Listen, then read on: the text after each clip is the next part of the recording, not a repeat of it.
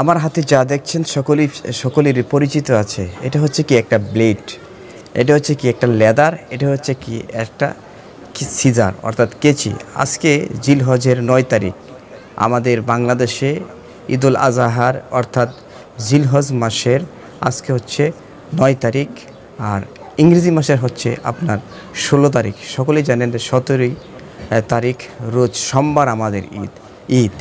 তো আমি যখন আজকে ঈদের একদিন আগে আমরা অনেকেই কিন্তু অনেক ভালো অনুষ্ঠানের আগে কিন্তু আমরা এগুলো ব্যবহার করে থাকি। অনেকে শেভের প্রয়োজন, আপনার গুফ কাটার জন্য, অনেকে হাত পায়ের নখ কাটার জন্য, এরপরে অনেকে বগলের নিচে নাভির নিচে রুম কাটার জন্য আমরা এগুলা ব্যবহার করে থাকি। আজকে এগুলা যখন হাতে নিলাম তখন স্মরণ হয়ে গেল যে আজকে তো জিলহজের 9 তারিখ, তাহলে আগামীকাল ঈদের আগে দিন এইগুলা করতে পারবো কি না।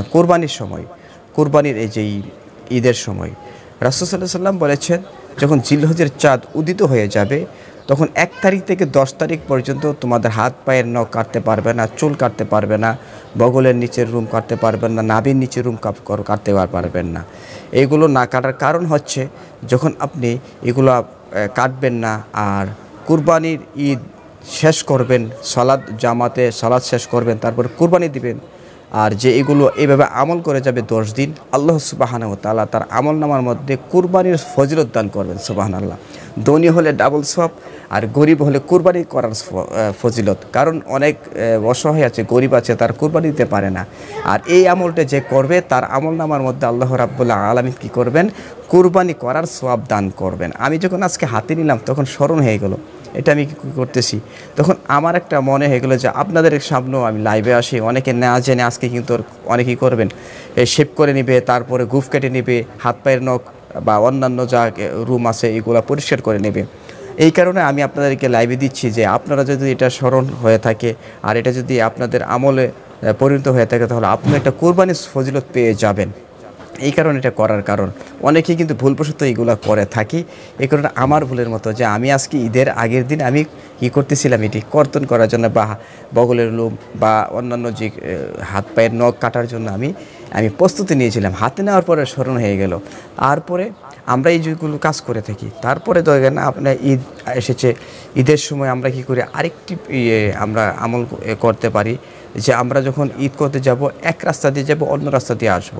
আর যখন ঈদ করতে যাওয়ার ক্ষেত্রে আমরা কিছু খাবো না। ঈদুল ফিতরের দিন কিছু খেয়ে যাওয়া সুন্নত, মিষ্টান্ন জিনিস। আর ঈদুল আজহার দিন আপনার কোনো কিছু না খেয়ে ঈদের জামাত শেষ করে এসে খাওয়া সুন্নাত। সুবহানাল্লাহ। তাই সকলকে অনুরোধ করব এই আমলটি সকলেও করবেন। খুবই একটি গুরুত্বপূর্ণ আমল, যা রাসূল সাল্লাল্লাহু আলাইহি ওয়াসাল্লাম সহিহ হাদিস দ্বারা প্রমাণিত।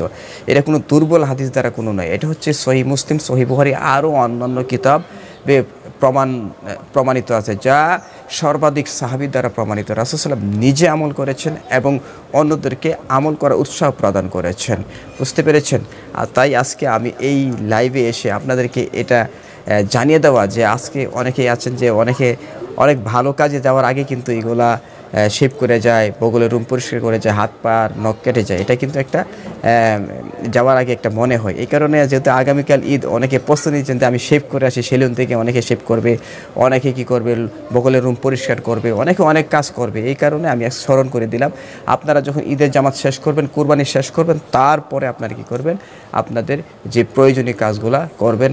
যদি এইগুলো আপনার আজকের এই কথাগুলো যদি আপনাদের ভালো লেগে থাকে, অবশ্যই এটাকে একটা আপনারা শেয়ার করে দেবেন অন্য ভাই জানার জন্য।